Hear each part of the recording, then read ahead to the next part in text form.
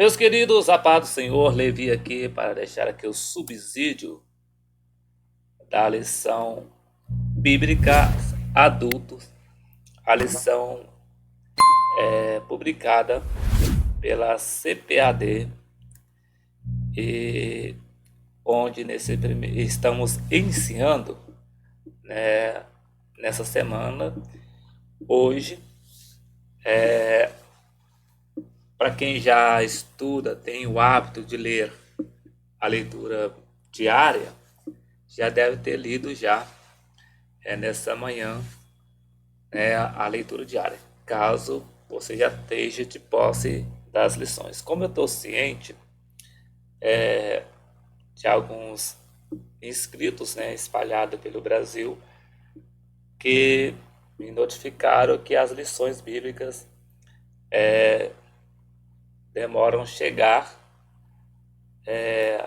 ou às vezes tem as lições somente no dia de iniciar a primeira aula que ele acaba tendo as lições em mãos, conforme diz uma irmã que é professora da Escola Bíblica Dominical. Ela me disse que ela só consegue a lição para estudar a partir da primeira lição. Quer dizer, então, que segundo que ela passou e segundo que a gente pôde entender, só no dia 1º de janeiro que ela vai estar de posse, então, da lição para começar a ter o conhecimento, do assunto da lição. A gente sabe que tem essa deficiência concernente a isso, na obra de Deus, que alguns locais, algumas congregações, lugares remotos, às vezes tem essa dificuldade de conseguir chegar às lições bíblicas no tempo determinado, para que os nossos irmãos em Cristo possam estar recebendo a lição e dentro do tempo está então passando a usufruir. Então, para você que já está com a sua lição em mão, você já deve ter estudado hoje, a leitura diária que está em Salmos de número 143, o verso de número 1. Então, essa aqui é a primeira lição que nós vamos estar estudando nesse primeiro trimestre de 2023 e vai trazer o título O Avivamento Espiritual. E para você que ainda não está de posse da lição, essa aqui então é a lição que nós estamos iniciando hoje, a lição que traz o título Aviva a tua obra, o chamado das Escrituras ao quebrantamento e ao poder de Deus. E para você que ainda não está de posse da lição, eu vou discorrer, melhor dizendo, a lição para que você possa conhecê-la, que é essa lição que nós vamos estar estudando, a lição de número 1, que vai trazer o avivamento espiritual, que é a próxima lição da primeira lição desse trimestre, que nós vamos estar estudando no domingo que vem, querendo o Senhor Jesus. E a lição de número 2, que traz o título O Avivamento no Antigo Testamento. Também a lição de número 3, O Avivamento no Novo Testamento. A lição de número 4, O Ministério Avivado de Jesus. Na lição de número 5, O Avivamento na Vida da Igreja. Na lição de número 6, O Avivamento no Ministério de Pedro. Na lição de número 7, Estevão, um mártir avivado. Na lição de número 8, O Avivamento Espiritual no Mundo. Na lição de número 9, O Avivamento Pentecostal no Brasil. Na lição de número 10, estaremos estudando o avivamento na vida pessoal. E na lição de número 11, estaremos estudando o avivamento e a missão da igreja. Na lição de número 12, estaremos estudando Vivendo no Espírito. E fechando o primeiro trimestre de 2023, na lição de número 13, estaremos estudando Aviva, ó Senhor, a tua obra. Então, essas aqui são as lições que nós vamos estar estudando nesse primeiro trimestre de 2023 que nós estaremos estudando. E para você que ainda não está de posse dessa lição, eu vou deixar um link na descrição. Caso você se interesse, você possa fazer o download da lição em formato PDF para você usá-la até você ter em mãos o formato em impresso, ok? Então vamos lá. Na lição de número 1, que vai ser no dia 1º de janeiro de 2023, traz o título O Avivamento Espiritual. E o texto áureo nos diz: E se o meu povo, que se chama pelo meu nome, se humilhar e orar e buscar a minha face, e se converter dos seus maus caminhos, então eu ouvirei dos céus e perdoarei os seus pecados e sararei a sua terra. 2 Crônicas, capítulo 7, versículo 14. A verdade prática nos diz: humilhar-se diante de Deus, buscar a face do Senhor em oração e converter-se de seus maus caminhos são atitudes que precedem o avivamento espiritual. E a leitura bíblica em classe está registrada em 2 Crônicas, capítulo de número 7, versículo 12 a 15, e no livro de Ageu, capítulo 2, versículo 5 a 9. E nos diz: E o Senhor apareceu de noite a Salomão e disse-lhe: Ouvi tua oração e escolhi para mim este lugar para a casa de sacrifício. Se eu cerrar os céus e não houver chuva, ou se ordenar aos gafanhotos que consumam a terra, ou se enviar a peste entre o meu povo, e se o meu povo, que se chama pelo meu nome, se humilhar e orar e buscar a minha face, e se converter dos seus maus caminhos, então eu ouvirei dos céus e perdoarei os seus pecados e sararei a sua terra. Agora estarão abertos os meus olhos e atentos os meus ouvidos à oração deste lugar. Segundo a palavra que concertei convosco quando saíste do Egito, e o meu espírito habitava no meio de vós, não temais. Porque assim diz o Senhor dos Exércitos: ainda uma vez, daqui a pouco, e farei tremer os céus e a terra, e o mar, e a terra seca, e farei tremer todas as nações, e virá o desejado de todas as nações, e encherei esta casa de glória, diz o Senhor dos Exércitos.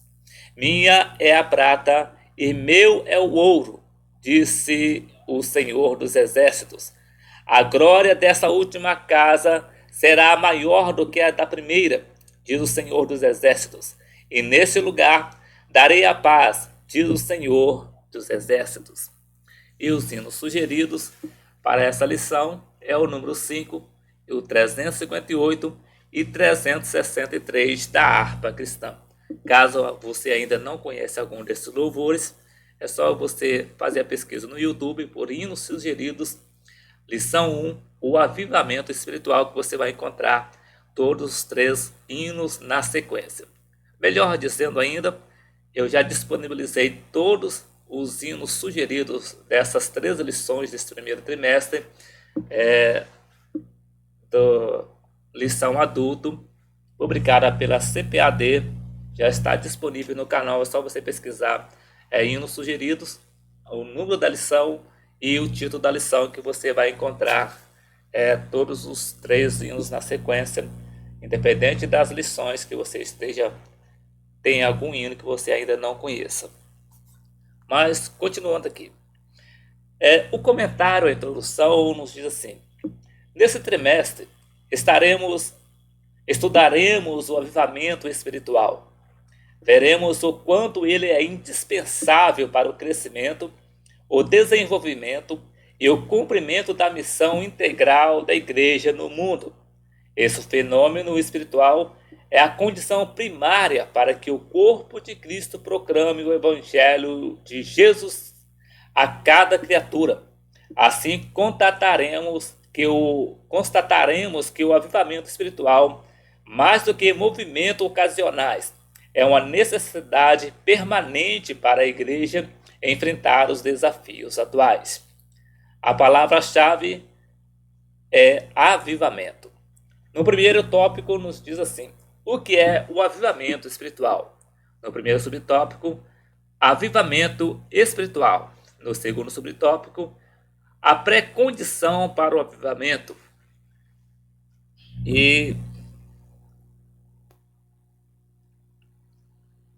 no segundo tópico, as condições para o avivamento espiritual. No primeiro subtópico, uma crise. No segundo subtópico, humilhação diante de Deus.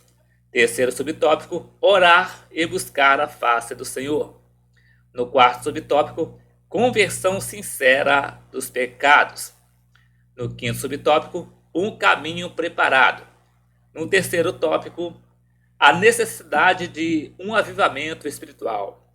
No primeiro subtópico, a situação espiritual de Judá. No segundo subtópico, Deus usa Ciro para libertar o povo do cativeiro. No terceiro subtópico, a necessidade de um avivamento espiritual. E então agora nós vamos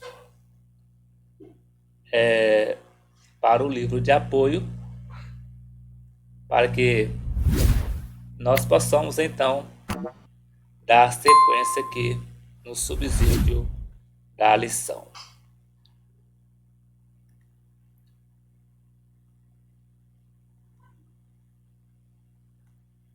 No livro de apoio, estaremos estudando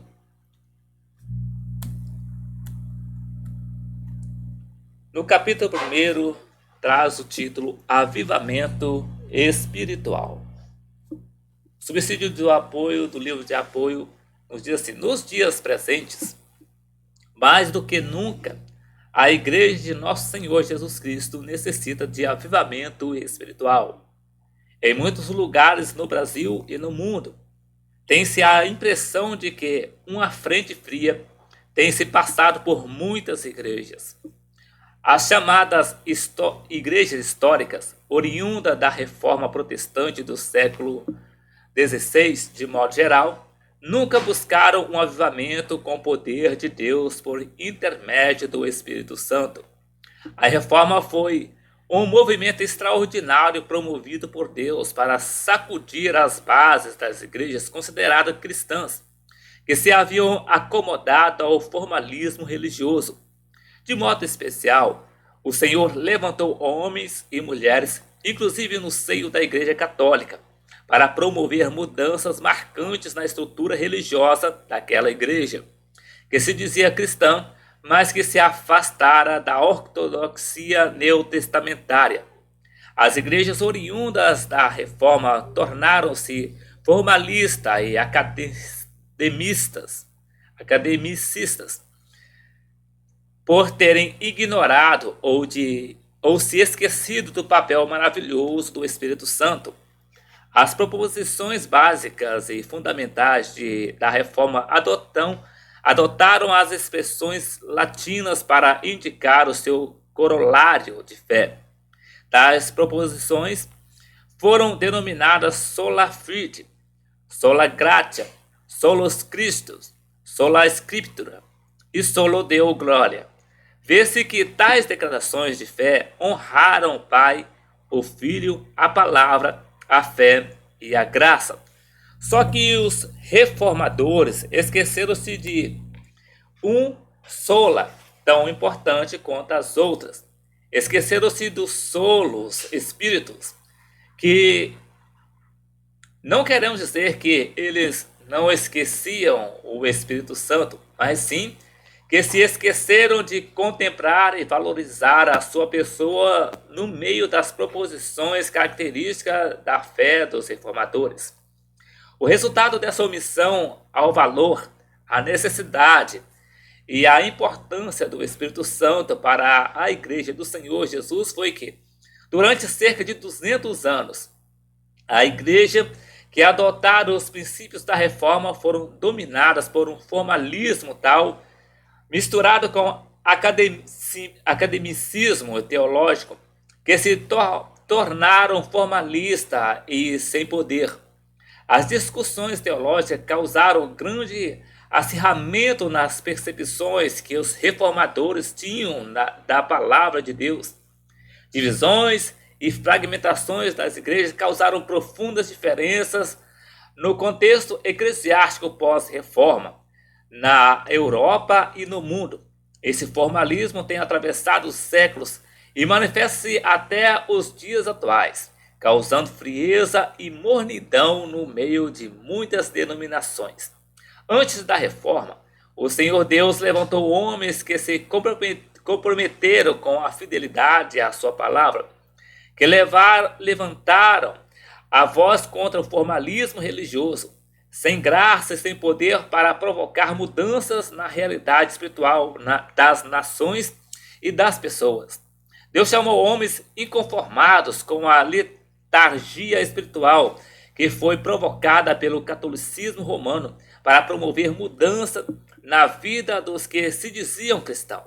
Dentre esses homens, em 1315, destacou-se Jan Hus, de 1369 a 1415, um professor da Universidade de Praga, homem cheio de fé e amor ao Evangelho de Cristo, que condenou os desvios e a apostasia da Igreja Católica. Como resultado, Hus foi preso e lançado na fogueira, deixando, porém, muitas almas salvas por Cristo e com a chama do avivamento nos corações. Entre 1330 a 1384, Deus levantou outras testemunhas poderosas, cheias do Espírito Santo, para despertar os cristãos contra ensinos heréticos do catolicismo romano.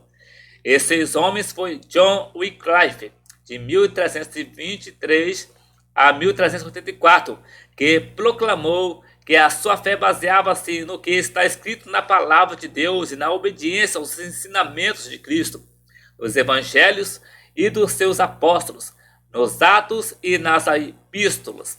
Depois de Wycliffe, Deus levantou Girolamo Savonarola, de 1452 a 1498, homem culto, superior do convento, que, conhecendo a Bíblia, protestou contra os desmandos, a corrupção e as orgias promovidas pelo clero desviado. Ele foi excomungado pelo Papa Alexandre VI e em 1998 foi queimado vivo na fogueira, mas o seu testemunho não morreu. Está queimando até hoje nas consciências dos que desejam ver a Igreja de Jesus no centro da sua santa vontade. A reforma protestante não atingiu a igreja cristã. Pode até parecer impertinência de nossa parte afirmar isso, mas a Igreja de Jesus nunca precisou de reforma alguma. Ela sempre existiu desde a igreja primitiva, como vemos em Atos dos Apóstolos e nas epístolas. Deus, todavia, levantou homens cristãos, como Martinho Lutero, do ano 1483 a 1546, Ulrico Ginzburg, de 1484 a 1531, João Calvino, de 1509 a 1564, e outros, para promover o movimento contra os desmandos e apostasia da igreja deformada.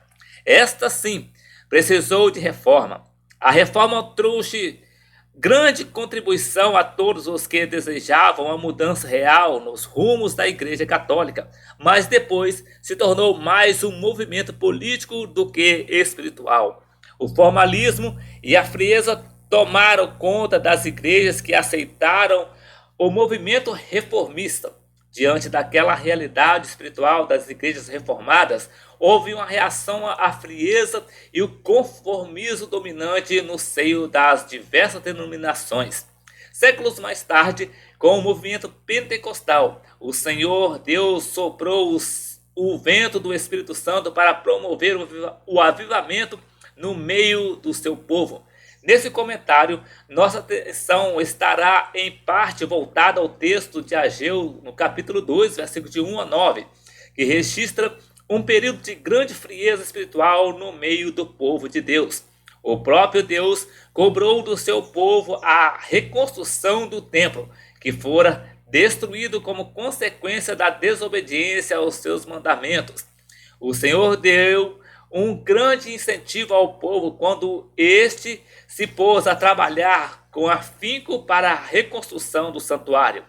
E Deus deu uma promessa gloriosa de avivamento para o seu povo. Minha é a prata e meu é o ouro, disse o Senhor dos Exércitos.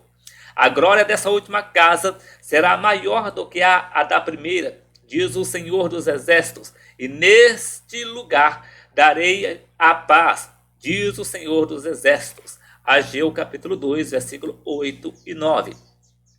Primeiro tópico, o que é avivamento espiritual? Primeiro subtópico, o que é avivamento? Na maioria dos dicionários bíblicos, não há definição para essa palavra. Todavia, certamente a encontramos em dicionários diversos. Avivamento é o ato de se avivar, ou seja, de se tornar mais vivo, mais ativo, mais intenso, despertado e nítido. Este é um termo bastante usado no âmbito religioso para se referir ao período de renovação espiritual. Segundo subtópico, avivamento espiritual. Pode haver avivamento em âmbito não espiritual, por exemplo? Avivamento nas artes, na cultura e em outras áreas, embora o termo não seja usual nesse sentido. Avivamento espiritual é, porém, uma intervenção de Deus que só tem lugar quando o Espírito Santo encontra espaço no coração de uma pessoa, de um grupo, de uma cidade ou de uma nação, e mais ainda, quando uma igreja volta-se para Deus, buscando a sua presença de maneira intensa e profunda, visando alcançar mudança e transformações na realidade espiritual. Quando o avivamento cessa depois de algum tempo, faz-se necessário nova busca pelo poder de Deus, provocando o que podemos chamar de reavivamento espiritual. Terceiro subtópico, pré-condição para o avivamento, a existência de uma situação indesejável. Deus disse a Salomão: se eu cerrar os céus e não houver chuva, ou se ordenar aos gafanhotos que consumam a terra, ou se enviar a peste entre meu povo. 2 Crônicas, capítulo 7, versículo 13. Esses acontecimentos trágicos sempre aconteceram, perturbando Israel por causa do pecado e da desobediência aos mandamentos de Deus, o Senhor. Numa perspectiva espiritual, uma situação calamitosa leva a situações caóticas em termos humanos, morais e físicos, afetando todas as áreas na vida de um povo, de uma nação ou de uma igreja. Geralmente, é uma pré-condição para que haja um avivamento. Quarto subtópico, as condições para que o avivamento aconteça. O avivamento não acontece de qualquer maneira, e nem por qualquer momento avivalista promovido por pregadores, mensageiros ou representantes de igrejas ou grupos ditos espirituais. Ninguém, por mais santo que seja, produz um avivamento espiritual. O avivamento vem de cima, dos céus, e é produzido por Deus pelo seu Espírito Santo. Charles Finney, de 1792 a 1875, disse sobre isso: o avivamento é o uso correto dos meios adequados. Os meios que Deus prescreveu produzem avivamento. Caso contrário, Deus não os teria prescrito. Que meios são estes? São condições indispensáveis propiciadas por quem busca o avivamento segundo os princípios de Deus. Não se trata de técnica, nem de métodos, muito menos de estratégias humanas. Podemos tomar a promessa de Deus por ocasião da inauguração do templo, construído por Salomão em Jerusalém, cerca de 1004 anos antes de Cristo, conforme registra 2 Crônicas, como referência ou requisitos para essas condições. E se o meu povo, que se chama pelo meu nome, se humilhar e orar e buscar a minha face e se converter dos seus maus caminhos, então eu ouvirei dos céus e perdoarei os seus pecados e sararei a sua terra. 2 Crônicas, capítulo 7, versículo 14. Nesse texto, vemos alguns aspectos importantes que antecedem um avivamento espiritual. Humilhação diante de Deus. Diante de uma situação espiritual decadente, de um estado de frieza e letargia espiritual que clama por soluções efetivas, humilhar-se é a primeira condição para o avivamento. E se o meu povo, que se chama pelo meu nome, se humilhar. Deus é soberano, altíssimo, onipotente, onisciente e onipresente.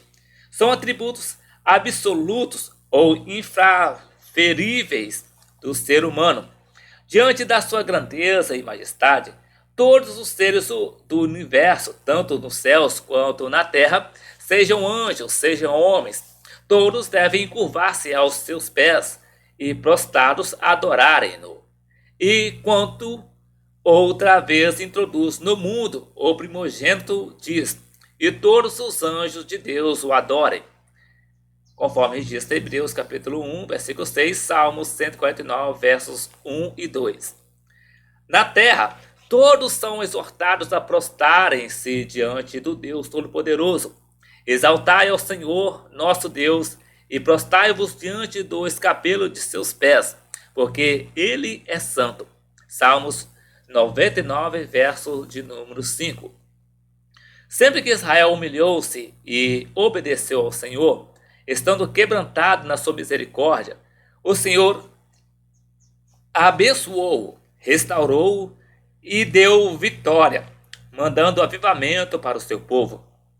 Essa pré-condição não era requisito apenas para Israel, é pré-requisito para hoje, para todas as igrejas que sentem a necessidade de avivamento e desejam vê-lo acontecer nesses dias tão trabalhosos, como profetizou o apóstolo Paulo em 2 Timóteo capítulo 3, versículo 1. Oração e orar. A oração é a maneira mais comum de alguém se comunicar com Deus. Um velho ditado entre crentes antigos dizia: muita oração, muito poder. Pouca oração, pouco poder. Nenhuma oração, nenhum poder. Jamais haverá avivamento sem oração. Se para Israel a oração era o meio pelo qual o povo, humilhado e quebrantado diante de Deus, podia dirigir-se a ele, suplicando a sua bênção e o seu perdão para resolver crises espirituais e morais que afligiam o seu povo, imagine nos dias atuais, quando grande parte dos que se dizem cristãos não dão valor à vida de oração e preferem ocupar o tempo precioso com coisas superfluas, como entretenimentos, redes sociais, que além de não ter valor para a vida cristã, são armadilhas para o seu afastamento da presença de Deus. A Bíblia diz: remindo o tempo, porquanto os dias são maus. Efésios capítulo 5, versículo 16. E andai com sabedoria para com os que estão de fora, remindo o tempo. Colossenses capítulo 4, versículo 5. Está muito difícil haver avivamento em muitas igrejas hoje em dia. A maioria dos crentes, mesmo os pentecostais, não gosta de orar.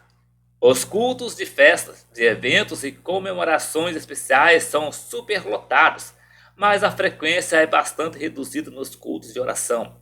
Com raras exceções, claro, sem dúvida alguma, podemos dizer que essa é uma das razões mais fortes pelas quais Deus não manda um avivamento no seio das igrejas evangélicas. Buscar a face do Senhor e buscar a minha face. No item anterior, temos o requisito de oração como indispensável para que haja avivamento. Nessa terceira condição, a estrutura gramatical da oração é diferente, é algo mais profundo.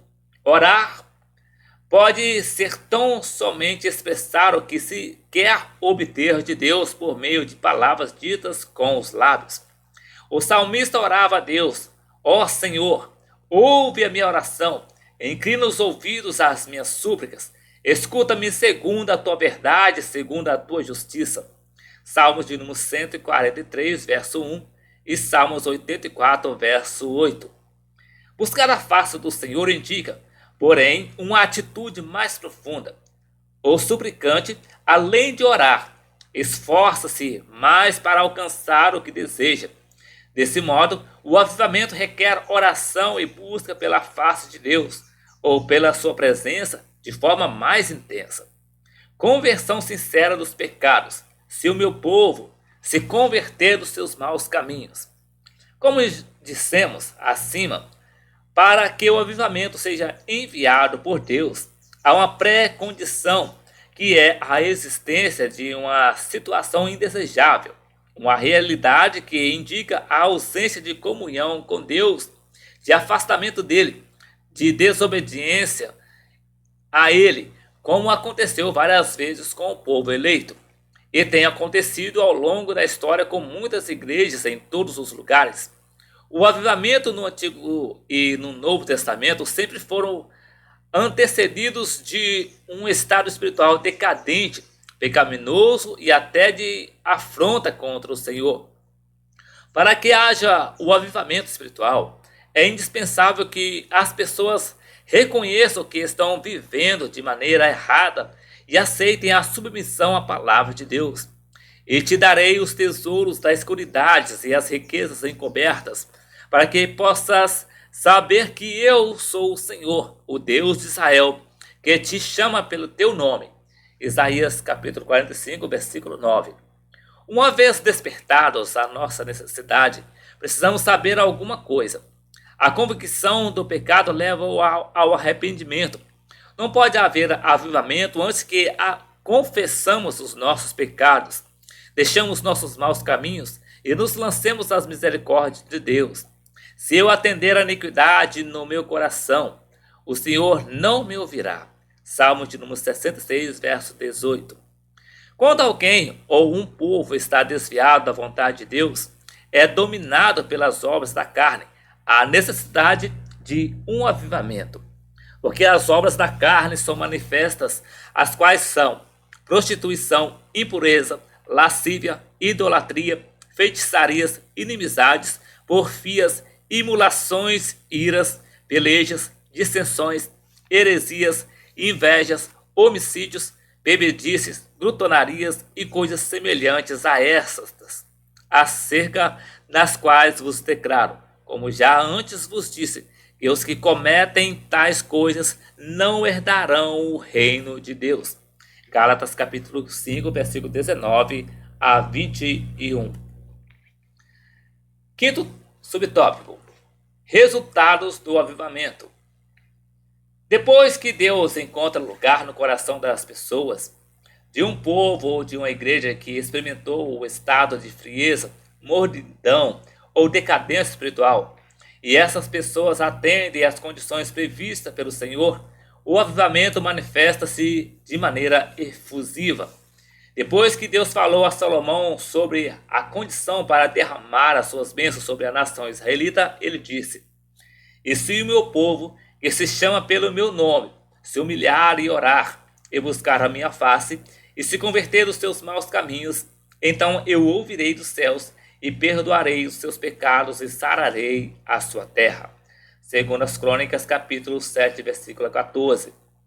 O texto termina com essas três promessas de Deus para o povo que se arrepende dos seus maus caminhos.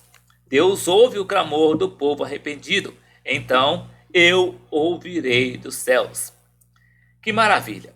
Quando tudo está perdido por causa do desvio, da apostasia e das afrontas à santidade de Deus, não adianta buscar soluções nos homens.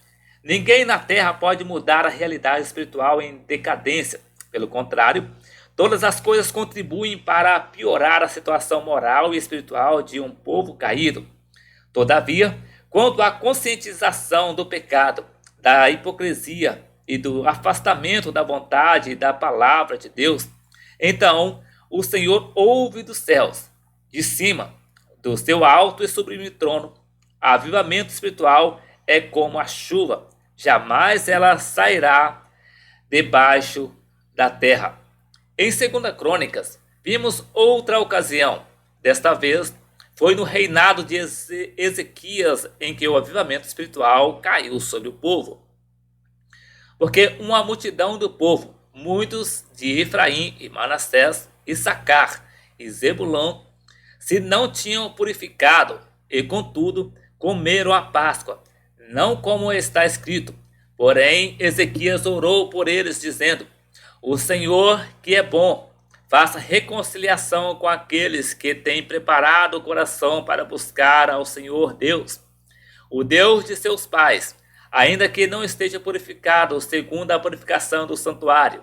E ouviu o Senhor a Ezequias e sarou o povo. 2 Crônicas, capítulo 30, versículo 18 a 20. Essa intervenção de Deus na realidade de um povo arrependido é avivamento espiritual, que é vindo dos céus. Deus perdoa os pecados do povo e perdoarei os seus pecados. Pecado é toda atitude, ato e ação que provoca o rompimento entre o pecador e Deus. Isaías capítulo 59, versículo 2. Quando se trata de pecados de um povo, de um grupo ou de uma igreja, trata-se de pecados coletivos.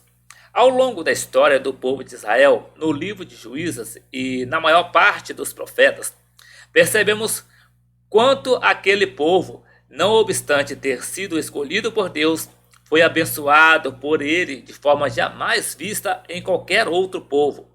Um povo que viu os sinais, os prodígios e as maravilhas operadas pelo Senhor no Egito, na libertação com Moisés, nos 40 anos pelo deserto abrasador, onde eles viram o Senhor fazer jorrar a água da rocha, enviar pão dos céus e tantas outras maravilhas na entrada em Canaã, na jornada das nações, de forma milagrosa. Ainda assim, infelizmente, foi o povo que mais se esqueceu de Deus e que mais pecou de forma absurda e incompreensível.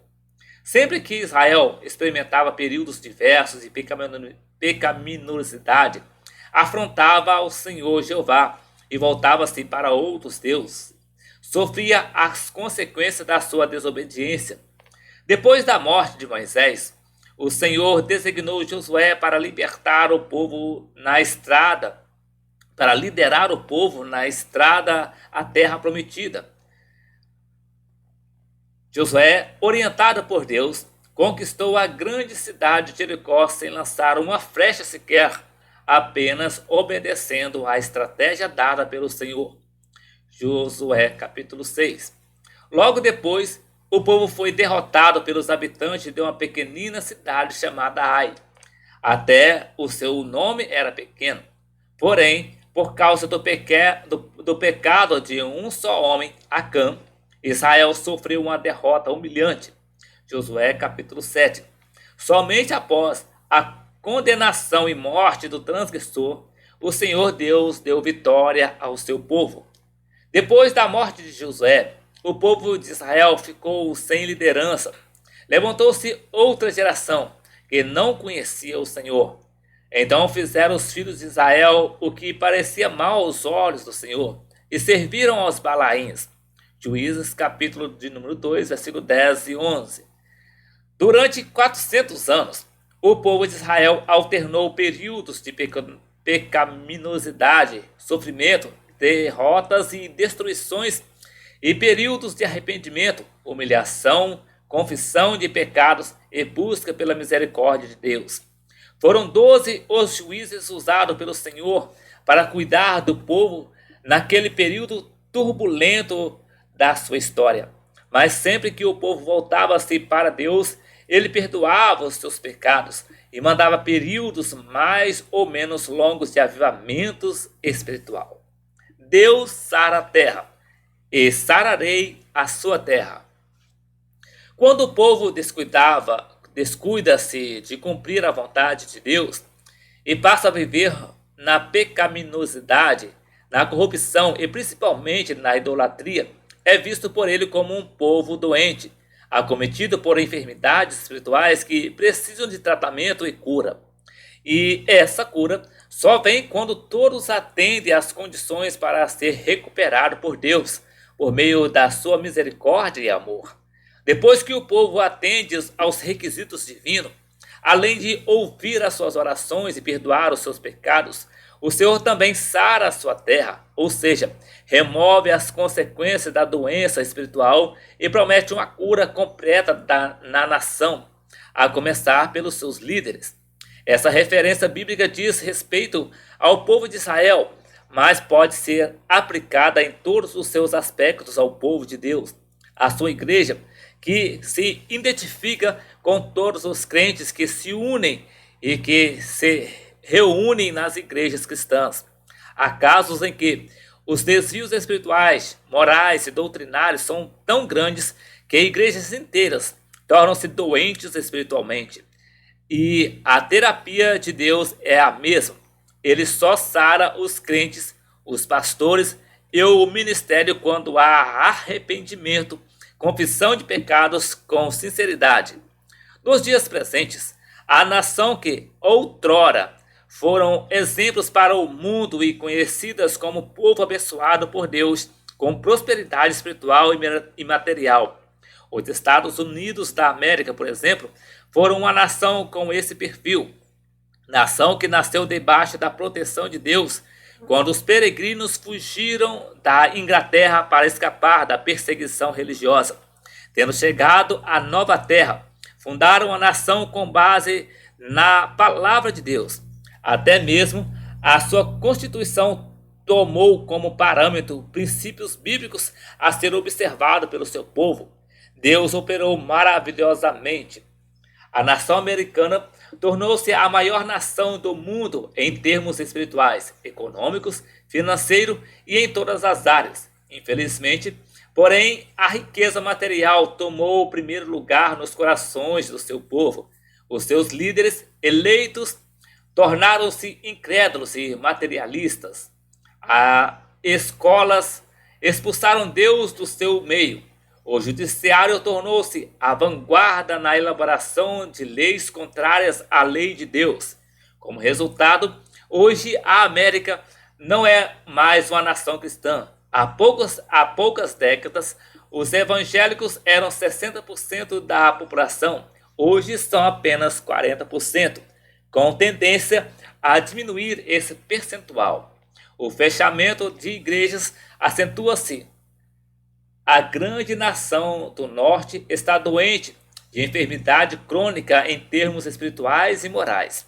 As abominações a Deus, o aborto, o casamento homoafetivo,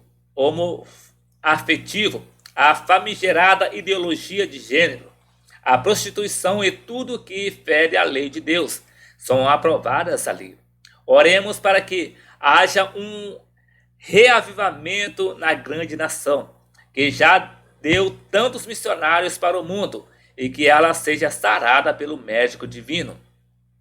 Segundo tópico, o avivamento no tempo de Ageu. Primeiro subtópico, a situação espiritual de Judá. Ageu foi um profeta pós-exílico, contemporâneo de Esdras e Zacarias. A situação espiritual do Reino do Sul, sede em Judá, não estava nada boa.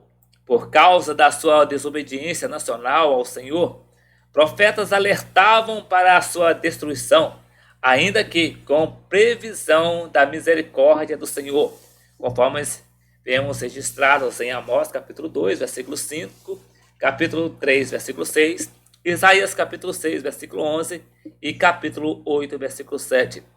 Pela falta de temor de Deus, o povo continua ignorando os alertas amorosos do Senhor. O resultado não poderia ser diferente, pois o Senhor vela pela sua palavra para cumpri-la. Jeremias capítulo 1, versículo 12.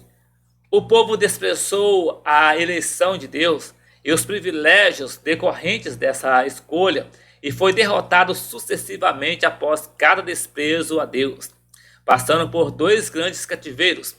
Judá, Reino do Sul, passou pelo cativeiro babilônico em 609 a.C., quando o templo foi saqueado, e em 1587 a.C., houve nova deportação para aquele reino, e o templo e a cidade de Jerusalém foram destruídos. O templo estava destruído. O templo em Jerusalém não era somente um santuário de culto e adoração a Deus, o Senhor. Era o centro espiritual, moral e social da nação. Não havia outro lugar para oferecer sacrifícios. Quando ele fora construído e inaugurado com grande solenidade no ano 1004 a.C., Deus mandou um grande avivamento no meio do povo com a oração de Salomão, conforme vemos em 2 Crônicas, capítulo 6, versículos de 1 a 3. O Senhor fez promessas grandiosas a Salomão se o povo se humilhasse e orasse e buscasse a sua face e se convertesse dos seus maus caminhos, conforme vemos em 2 Crônicas, capítulo 7, versículo 14. Como o povo não ouviu a voz do Senhor, o castigo veio dos céus, e o povo foi para o cativeiro, e o templo foi destruído. 1/3 do povo morreu de fome e de peste, ao passo que outro terço foi morto pela espada, conforme vemos em Ezequiel capítulo 5, versículo 12, capítulo 24, versículo 1 e 2, Jeremias capítulo 38, versículo 17 e 19, capítulo 39, versículo 1 e capítulo 52, versículo 4. Deus reclama da omissão do povo. A situação espiritual do povo estava tão decaída que eles não sentiam falta de um lugar de reunião para adorar a Deus, o Senhor. Assim fala o Senhor dos Exércitos, dizendo: esse povo diz, não veio ainda o tempo em que a casa do Senhor deve ser edificada. Veio, pois, a palavra do Senhor pelos ministérios do profeta Ageu, dizendo: é para vós tempos de habitardes nas vossas casas estucadas, e esta casa há de ficar deserta? Assim diz o Senhor dos Exércitos: aplicai o vosso coração aos vossos caminhos. Subi o monte, e trazei madeira, e edificai a casa, e dela me agradarei, e eu serei glorificado, diz o Senhor. Olhastes para muito, mas eis que alcançastes pouco, e esse pouco, quando o trouxestes para casa, eu lhe assoprei. Por quê? Diz o Senhor dos Exércitos: por causa da minha casa, que está deserta, a cada um de vós corre a sua própria casa. Ageu capítulo 1, versículos 2, 7, 8 e 9. Deus levanta homens para realizar a obra. O povo estava descuidado, sem dar valor à casa do Senhor. Depois da repreensão dada por Deus, ele resolveu levantar homens fiéis para reconstruírem o templo. Então, ouviu Zorobabel, filho de Sealtiel, e Josué, filho de Zosadaque, sumo sacerdote, e todo o resto do povo a voz do Senhor, seu Deus, e as palavras do profeta Ageu, como o Senhor, seu Deus, o tinha enviado, e temeu o povo diante do Senhor. Ageu capítulo 1, versículo 12. Deus tocou no coração de Zorobabel, de Josué e de todo o povo para ouvir a voz do Senhor e as palavras de Ageu, profeta do Senhor. Então Ageu, o embaixador do Senhor, falou ao povo, conforme a mensagem do Senhor, dizendo: eu sou convosco, diz o Senhor. E o Senhor levantou o espírito de Zorobabel, filho de Sealtiel, príncipe de Judá, e o espírito de Josué, filho de Josadaque, sumo sacerdote, e o espírito do resto de todo o povo, e vieram e trabalharam na casa do Senhor dos Exércitos, seu Deus, ao 24º dia do 6º mês, no 2º ano do rei Dário. Ageu capítulo 1, versículo 13 a 15. Ao ouvir a voz do Senhor e de seus profetas, Ageu, o resto de todo o povo, começou a obra da reconstrução do segundo templo. Este já era o prenúncio do avivamento espiritual. Deus promete estar com os que trabalham. O Senhor deu graças aos homens chamados por ele para cuidar da construção do segundo templo. No 7º mês, ao 21º do mês, veio a palavra do Senhor pelo ministério do profeta Ageu, dizendo: fala agora a Zorobabel, filho de Sealtiel, príncipe de Judá, e a Josué, filho de Josadaque, sumo sacerdote, e ao resto do povo, dizendo: Quem há entre vós que, tendo ficado, viu esta casa na sua primeira glória? E como a vedes agora, não é esta como nada em vossos olhos, comparado com aquela? Com aquela? Ora, pois, esforça-te, Zorobabel, diz o Senhor, e esforça-te, Josué, filho de Josadaque, sumo sacerdote, e esforçai-vos, todo o povo da terra, diz o Senhor, e trabalhai, porque eu sou convosco, diz o Senhor dos Exércitos.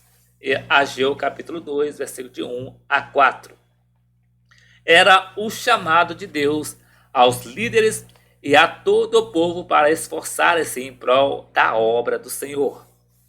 O desejado de todas as nações e a glória da segunda casa. Conclamando o povo a levantar-se para construir o segundo templo, Deus prometeu e descreveu como seria o avivamento.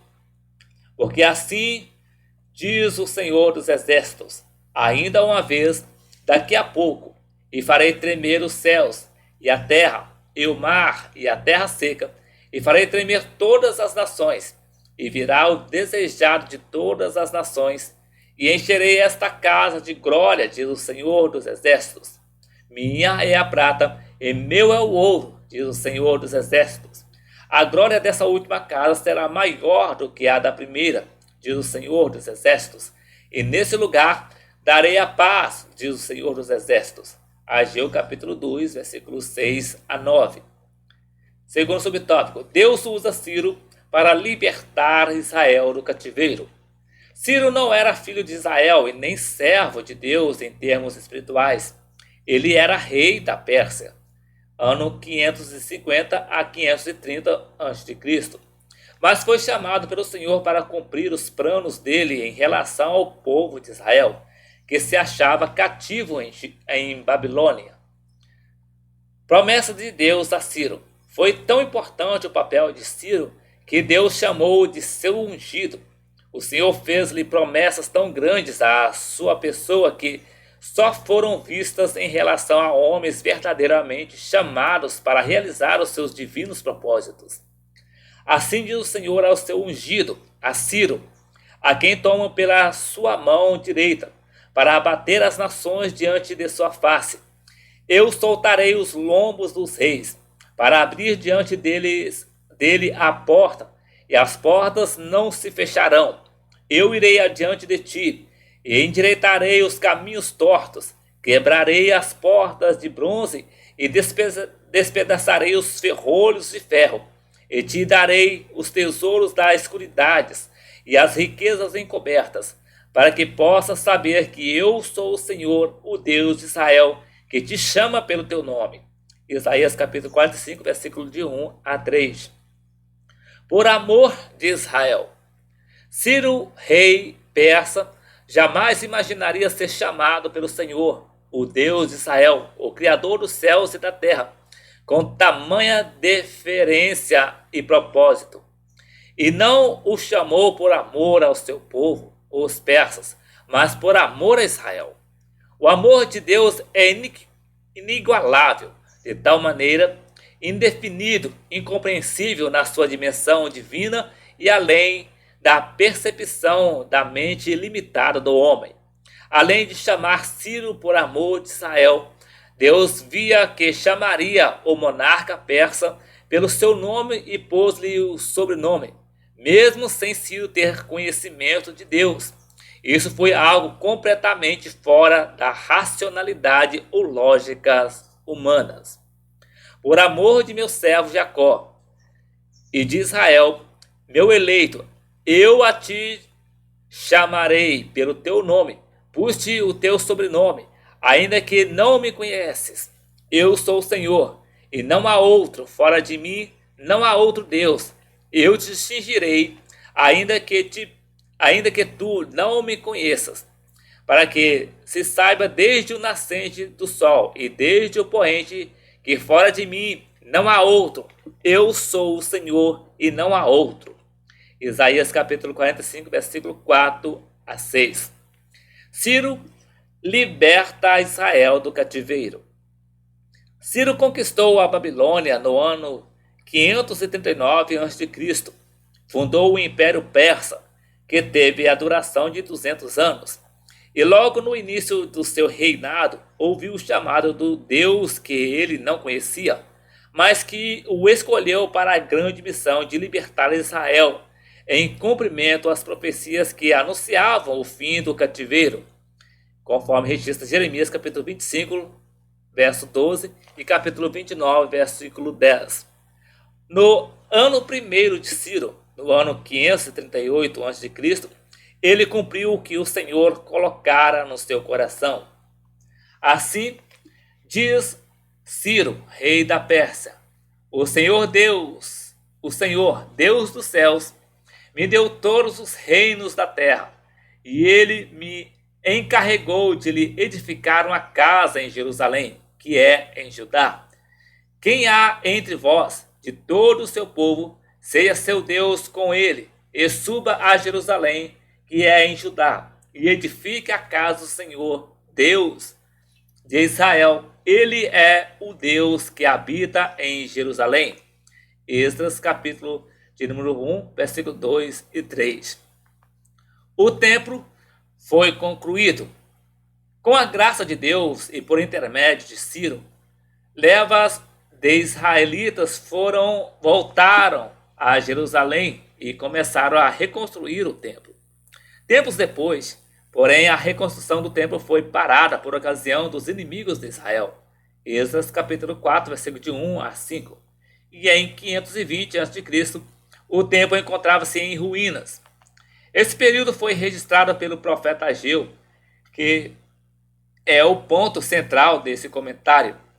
É em Ageu que encontramos a promessa de Deus, de que, apesar dos insucessos e apesar das oposições aos seus planos, a glória dessa última casa, o segundo templo, seria maior do que a da primeira. A conclusão foi questionada por inimigos da obra. O rei Dário, entretanto, consultando os registros do reino, autorizou o seu prosseguimento, proibiu que os judeus fossem importunados e mandou ajuda para a construção. Esdras capítulo 5, versículos 6 e 7 e versículo 12. Prova de que, quando Deus abre porta, ninguém a fecha, conforme registra Apocalipse capítulo 3, versículo 7. Com a bênção de Deus, o segundo templo, a última casa, foi concluído em 516 a.C.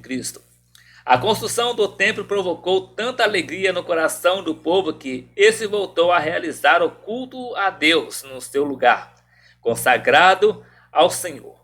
Houve um grande avivamento como consequência da intervenção de Deus na história de Israel. Terceiro tópico, a necessidade do avivamento espiritual. Uma vez sabendo o que significa o avivamento espiritual, podemos concluir que é um movimento espiritual que vem do alto e sublime trono de Deus mediante o Espírito Santo para abalar, sacudir e mudar a realidade espiritual das pessoas, de grupos ou de igrejas que estão paralisadas na letargia e inanimação espiritual. Essa necessidade pode ser resumida em outros pontos. Primeiro subtópico: só com o avivamento ou reavivamento a inércia das igrejas pode ser abalada. Há uma tendência natural e histórica em relação às igrejas que se deixam dominar pela letargia espiritual. A decadência espiritual tem se tornado cada vez mais evidente quando a frieza ou a mornidão espiritual domina o coração de um povo ou de uma igreja. Lembremos-nos do exemplo dos Estados Unidos. Há poucas décadas, o percentual de cristãos e de igrejas era elevado. Nos últimos 10 anos, esse percentual caiu para 40%. O fechamento de igrejas continua ocorrendo. Quase não há abertura de novas igrejas cristãs. Sem dúvida alguma, essa situação só poderá ser revertida caso haja um reavivamento espiritual no seio da grande nação americana, que já deu tantos missionários para o mundo. Oremos por essa grande nação amiga. Segundo subtópico, só o avivamento ou o reavivamento pode superar a visão e o foco das igrejas. A história da igreja registra diversos movimentos em todo o mundo com características pentecostais, tanto na Europa como nos Estados Unidos. Grupos de cristãos passaram a ansiar por uma mudança de caráter espiritual no seio da igreja. Ora, em face da decadência doutrinária e comportamental que avassala, ora pelo intenso desejo de ver o poder de Deus sendo operado de modo marcante e maravilhoso ante o formalismo e o liberalismo religioso. Os relatos históricos demonstram quais eram as características que se verificam nessa busca. Primeiro, um intenso desejo de buscar a presença de Deus. Segundo, fervor na evangelização. Terceiro, retorno aos princípios bíblicos que norteiam a igreja cristã. Quarto, a busca dos dons espirituais, incluindo o de curar e o de operação de maravilhas. Quinto, a busca do batismo no Espírito Santo, com línguas estranhas. Sexto, a preocupação com a santidade em face da iminente vinda do Senhor Jesus. Terceiro subtópico, só o avivamento ou o reavivamento podem enfrentar as portas do inferno. Sem o avivamento espiritual ou um reavivamento dessa natureza, as portas do inferno, ainda que não prevaleçam, como disse Jesus em Mateus capítulo 16, versículo 18, causam grande prejuízo à igreja do Senhor. No tempo da Europa cristã, as igrejas acomodaram-se com o seu crescimento numérico, com as suas catedrais grandes e suntuosas, e descuidaram-se da busca permanente pelo poder de Deus. As portas do inferno atacaram as bases espirituais com as doutrinas materialistas, como o evolucionismo, e as novas gerações não estavam preparadas para confrontar a guerra espiritual contra as igrejas. Os pais descuidaram-se de criar os filhos na doutrina e a admoestação do Senhor. Efésios capítulo 6, versículo 4. E foram passando e os filhos foram derrotados pelas portas do inferno. A situação da Europa pós-cristã é tão grave que só um poderoso reavivamento pode diminuir os efeitos da mortalidade espiritual naquele continente. Oremos para que o Senhor Deus intervenha na Europa e salve milhões de pessoas para o seu reino.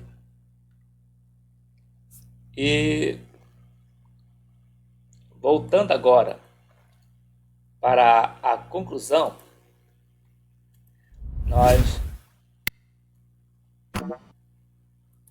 nos diz assim a conclusão da lição. Quando o povo de Deus se encontrar-se em situações de frieza espiritual, a vontade divina é a de sempre reacender a chama que está se apagando. Se for preciso, ele usará uma crise para isso, usará circunstâncias diversas para levar o seu povo ao deserto, a fim de falar ao seu coração. Oséias capítulo 2, versículo 14. A sua exigência, porém, é que o seu povo se humilhe, busque a sua face e converta de seus maus caminhos. Então o avivamento espiritual não tardará. Então que Deus em Cristo abençoe a sua vida. Esse aqui foi o subsídio da lição de número 1. que traz o título Avivamento Espiritual. E na próxima lição, na próxima semana, querendo o Senhor Jesus, regressaremos para trazer aqui o subsídio da lição de número 2 e vai trazer o título O Avivamento no Antigo Testamento. Então que Deus aqui abençoe a sua vida e até o próximo vídeo, querendo o Senhor Jesus.